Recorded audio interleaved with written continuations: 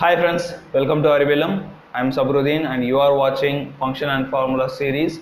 So in this series I'll be uploading a tutorial video on Excel formulas. So this is the first video in this series. So I'll be covering the basic and most important topic in formulas, that is references. So what is reference and how many types are they and how to use it? Before we continue this video, if you are not yet subscribed our channel, please consider subscribing. We'll go for today's video. In Excel, we normally store our data in tabular format. So that is row and columns. So to identify each columns and rows, Excel named the column with the alphabets, that is A, B, C, D, like that. Right? It named rows with the numbers 1 2 3 like that. So this is a B column, this is D column, this is 3 row, this is 6 row. So like that it named each row and column. In the same way, each cell has its own name. So what is cell? Cell is nothing but an intersection of both rows and columns. For example, I placed my cursor in this cell. So this cell is in D column and 4 row. So that means the name of this cell is D4. That is D column 4 row. In the same way, each sheet has its own name. That is sheet 1, sheet 2, sheet 3, like that. And we can rename the sheet names. Now come back to function and formulas. We normally used to provide some values to functions. So based on the function, it will perform some action and it will provide one value. So the value we are providing to the function is called inputs, and the value we are getting is called output. The inputs can be provided in two ways. One is we can mention the value directly into our formula or function, or we can refer to the cell location or the range of that particular value. We'll see one example. So here I'm going to calculate the sum of mark 1 and mark 2. We have to use equal to symbol for beginning any formula or a function. So here I am going to calculate the mark 1, that is 55, going to sum, so I am going to use plus symbol, and the mark 2 is 91. Hit the enter key to get the value. So this is one type, that is here we are providing a value directly to the formula. So we have some limitations or a disadvantage in this expression, that is this expression is not dynamic. So what is dynamic? So in this case, if I am changing the value of mark 1, but the formula is not reflecting, the changes is not reflecting in the formula, right? So this is one disadvantage. And the next one is we cannot reuse this formula. That is, here I am having multiple values. For each value I need to enter one formula. I cannot use that formula again unless 55 and 91 is repeating. So next one, we'll see how to refer to the cell location now. So now begin your formula with the equal to symbol, and the value, this 60, is in a cell location C2, right? Instead of typing 60, I can just mention C2, or I can directly select the cell, right? Plus 91. So I'm selecting the cell D2, hit the enter key. So now I'm getting the value. This is called reference, referring to a cell. Here we are referring to the cell location instead of providing the value directly, right? So that is called reference. So what are the advantages? Here the formula is dynamic. So for example, here I am changing the value to 95. It is reflecting here, so that means it is dynamic, and I can reuse this formula by just copy paste, right? So here you can see the formula is changing. So whenever I copy the formula, the reference also changing. So here I have copied the formula one cell down, so the reference is also moving one cell down. So this is a default type of the references, right? So we call these type of reference relative reference. So wherever you move your formula, the references also moves. So this is one type. So in this example, I'm going to create one multiplication table. That is, so here I'm going to create 6 tables. So that is 6 ones are 6, 6 twos are 12. Like that, I'm going to create 6 tables. So for creating this 6 table, I'm going to calculate this value multiply this value, right? So when I hit enter, I'm getting the answer. When I copy paste the formula, I'm getting a wrong answer.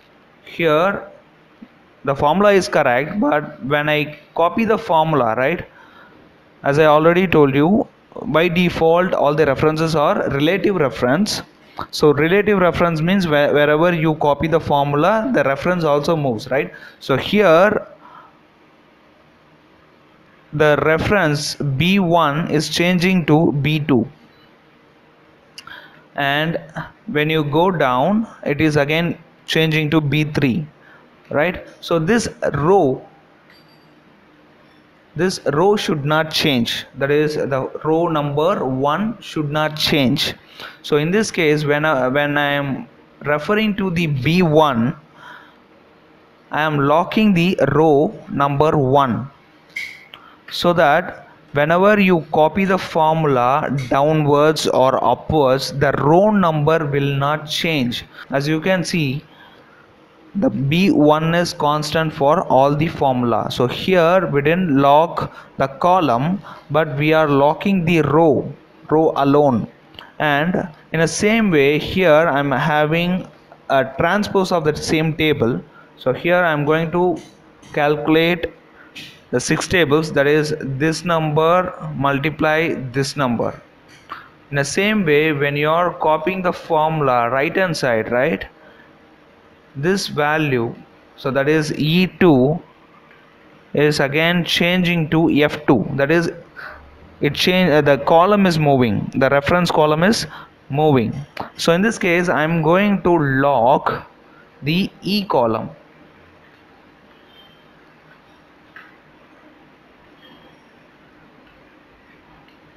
See here the E column is remains same for throughout the table, right? So this type of reference is called mixed reference. That means either you are locking a row or a column. So in this example, I am going to calculate the assignment mark with the mark 1 and mark 2 in E and F column. So for that, I am going to use the formula equal to C2 plus I2. Right? So now when I copy the formula downwards, so here I have referred 2 cells, one is C2 and I2.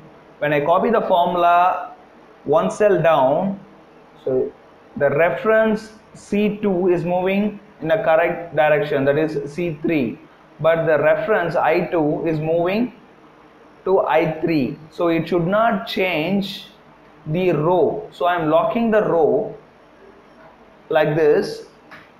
Again, in the same way, when I copy the formula right hand side, the formula is changing. The C2 become D2, which is correct, and the I2 become J2, which is wrong. So here again the column should not change, so I am locking I. So now you copy the formula down and right. So here you can see the I2 is remains same for all the cells. So this type of reference is called absolute reference. So I repeat again, if you lock both rows and column, that is absolute reference. If you lock row or a column, that is mixed reference. If you are not locking both row and column, means that is relative reference. As of now, we are referring to the value which is available in the same sheet. So now we'll move to a next topic, that is how to refer a values from a different sheet and different workbook. So here I am having a sheet called sheet 5. In sheet 5, I10, I am giving some value, some random value, right? So this value is in sheet 5, I10. So here in sheet 1, I am having one value in the location A1. To refer a value from the same sheet, I can directly mention the cell name. See, the formula is equal to A1. Text. Now I am going to refer the value which is in sheet 5. So for that I am selecting using mouse. See, here the formula is sheet name, exclamation and cell location. That means it is referring to the value from the I10 from sheet 5. Both these examples are taken from the same workbook, right? So now I am going to refer another workbook, so that is a DT sample, right? For that, equal to symbol, and I'm selecting the value directly. So here from DT sample sheet 1 I10, right? So here you can see the formula. The formula is dt sample.xlsx, that is a file name, that is a workbook name. So from this workbook sheet 1, that is the sheet name. In this workbook sheet 1 is a sheet, and again I10 is the cell location. So from this file, from this sheet, from this cell location, we are getting the value, right? Now here you can see the dt sample file. Now I'm going to close this dt sample. We already refer some value from this file, right? Now here you can see the formula changes into the full file path. So that is, if the file is active, it will directly refer to the file name. But if the file is not active, that is if it is closed, means we have to refer the full share path or the folder path, file name and the sheet name and cell location. So we need to mention all these details in our formula. Hope this video helps. If you like this video, hit the like button. For any suggestions, please mention it in comment area.